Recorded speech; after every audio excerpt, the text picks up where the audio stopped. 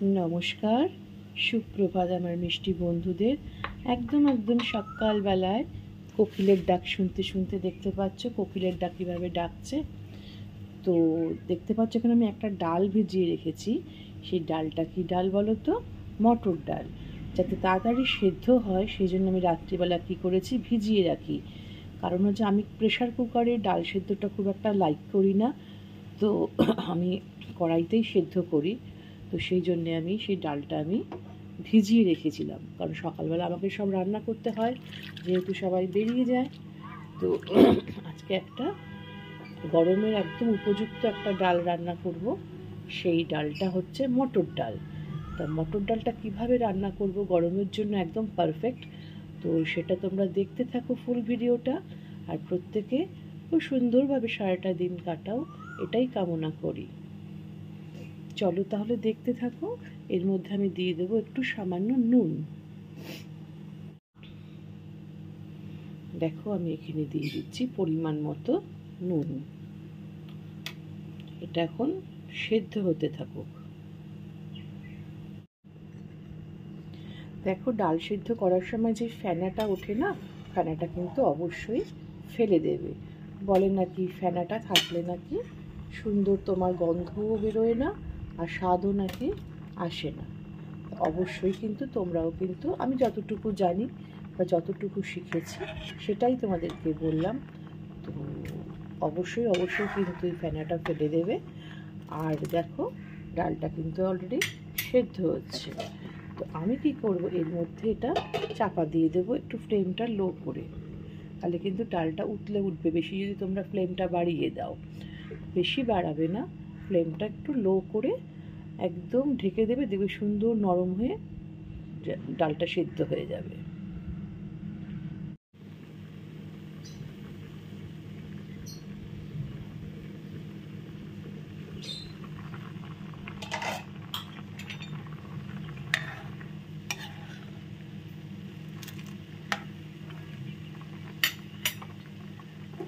দেখো এখানে লাউ কেটে রেখেছি ডুমো ডুমো করে, এর মধ্যে লাউটাও দিয়ে দিলাম। তাহলে কী হবে, একসঙ্গে লাউ আর ডালটা সেদ্ধ হয়ে যাবে। আমি আবারও চাপা দিয়ে দিচ্ছি।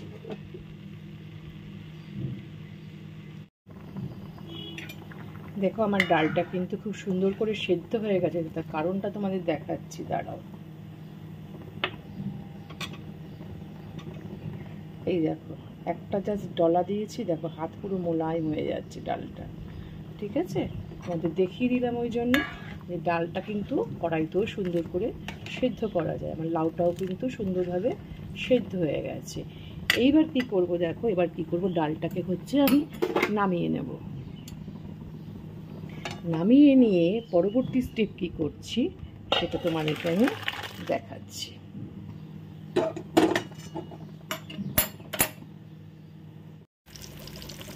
দেখো কড়াইটাকে ভালো করে ধুয়ে নিয়েছি, ধুয়ে নিয়ে এর মধ্যে দিয়ে দিয়েছি একটু সাদা তেল। এবার কি করব, দেখো এখানে করলা বা উচ্ছে তোমরা যে যেটাই নাও না কেন, গোল গোল করে চাক চাক করে ভেজে নেবে। নিয়ে ভালো করে ধুয়ে এটাকে একটু ভেজে নাও।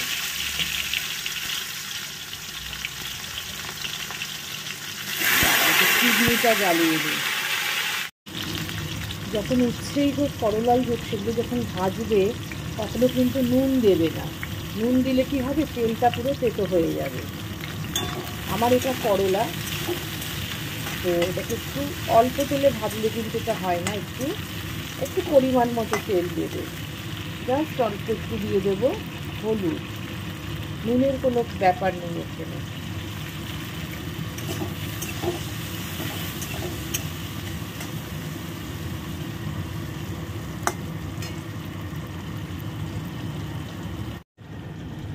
আর এখানে হচ্ছে ডাল দিয়ে খাওয়ার জন্য কুমড়ো ভাজা, মানে মিষ্টি কুমড়ো ভাজা আর বেগুন ভাজা। তো ভাজা ছাড়া কি আর ডাল খাওয়া যায় বলো? তো সেই জন্যে ভাজাটাও কিন্তু আমি এই পাশে বসিয়ে দিয়েছি।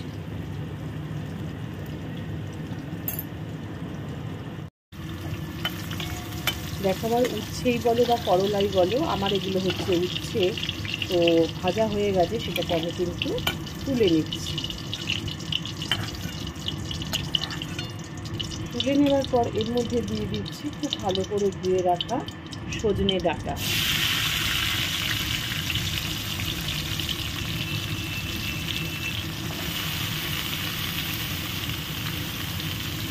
এটাও সেমভাবে একটু ভেজে নিতে হবে।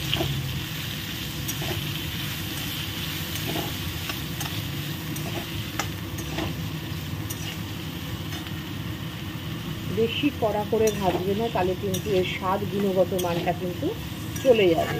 জাস্ট একটু সটে টাইপের করে নামিয়ে নেব।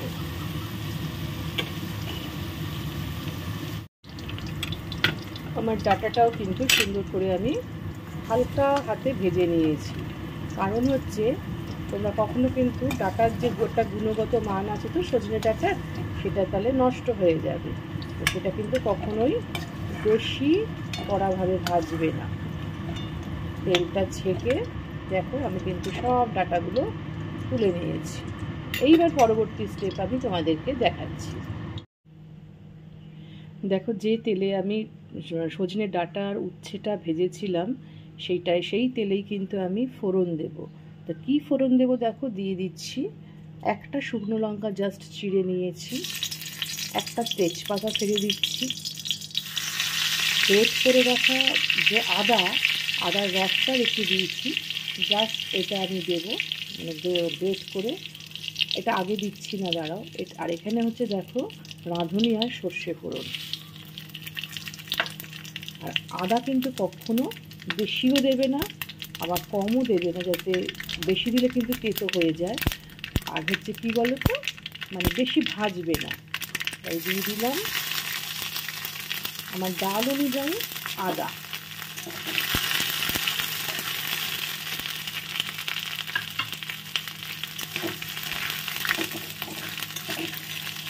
সুন্দর একটা গন্ধ বেরোয়, জানো তো, এই রাঁধুনি আর সর্ষে ফোড়নের। বেশ আদাটা কিন্তু একটু কাঁচা কাঁচা থাকবে, প্লাস ভাজা ভাজা হবে। এই অবস্থায় দিয়ে দিচ্ছি আমি লাউ আর ডাল যে সিদ্ধ করে রেখেছিলাম সেইটা।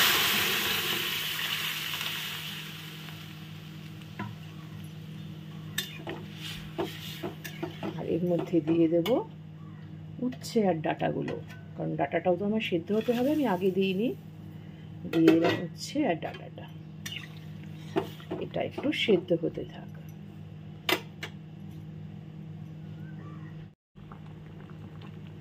আমার ডালটা কিন্তু মানে টকবক করে ফুটে উঠেছে, ডাঁটাগুলো কিন্তু আমার নরম হয়ে আসছে, আর উচ্ছেগুলো কিন্তু সুন্দরভাবে, উচ্ছে তো দিতে না দিতেই তোমার নরম হয়ে যায়। তো যাই হোক, ডাঁটাগুলো কিন্তু আমার সুন্দরভাবে সেদ্ধ হয়ে গেছে। যে কয়েকটা জিনিস ছাড়া কিন্তু এই প্রিপারেশনটা একদম অসম্পূর্ণ থেকে যায়, বা ফ্লেভারটাও তোমার সৌরভটাও আসবে না। তো সেটা হচ্ছে দেখো, আমি তো আদার ইয়েটা নিয়েছিলাম, জেস্ট নিয়েছিলাম। তো নামানোর আগে কি করব, আদার যে জুসটা অল্প করে দেবে, কারণ হচ্ছে এটাতে কিন্তু বেশি হলে আবার তেতো হয়ে যায়। আর একটা জিনিস না দিলে কিন্তু সৌরভটা বেরোবেই না, সেটা হচ্ছে একটু রাঁধুনি বাটা দিয়ে দিচ্ছি। আর সবার শেষে আর একটা জিনিস দেব, যেটা ছাড়া, এটার নাম হচ্ছে ডাল শুক্তানি। তো এই গরমকালের জন্য একদম অ্যাপ্রোপ্রিয়েট জিনিস। তো তোমাদের সেই জন্য আজকে শেয়ার করলাম, আমি যেহেতু বাড়িতে আজকে করছি। তো লাস্টে কী জিনিস দিচ্ছি সেটা দেখো, যে সেটা ছাড়া কিন্তু একদম ফুল অসম্পূর্ণ থেকে যাবে ডাল শুক্তানি। আমার কিন্তু একদম অলমোস্ট ডান। তোমার সজনে ডাঁটা উচ্ছে লাউ দিয়ে ডাল শুক্তানি গরমকালের একদম পারফেক্ট প্রিপারেশন। তো যে জিনিসটা ছাড়া তোমাদেরকে বললাম একদম অসম্পূর্ণ থেকে যাবে এই ডাল শুক্তানি, তো সেটা হচ্ছে একটু ঘি। তো এই ঘিটা একটু আমি দেখো দিয়ে দিচ্ছি।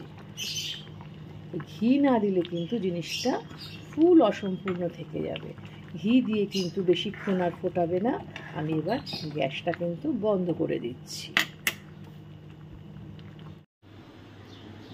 দেখো চারিদিকে সবুজ দেখতে দেখতে, বাগান দেখতে দেখতে একদম আমার রান্নাটাও কমপ্লিট হয়ে গেল। আজকে বানালাম, তোমাদের দেখালাম কিভাবে। দেখো ডাল শুক্তানি বানিয়েছি সজনে ডাঁটা উচ্ছে অথবা করলা দিয়ে, আর হচ্ছে লাউ অবশ্যই লাগবে। এই হচ্ছে গরমের একদম উপযুক্ত ডাল শুক্তানি। তোমরাও বানিয়ে করে খেয়ে দেখো এইভাবে, তাহলে দেখবে কি মজাদার জিনিস এবং লোভনীয় জিনিস। মাছ মাংসও কিন্তু মাঝে মাঝে খেতে ভালো লাগে না, তখন কিন্তু এই ধরনের প্রিপারেশনে কিন্তু খেতে খুব ভালো লাগে। তো যাই হোক, তোমরা তো দেখলে, তো দেখার পরে যদি ভালো লেগে থাকে তাহলে কি করবে? অবশ্যই অবশ্যই কি করতে হবে তোমরা তো জানো, যে একটা লাইক, একটা শেয়ার আর একটা কমেন্ট।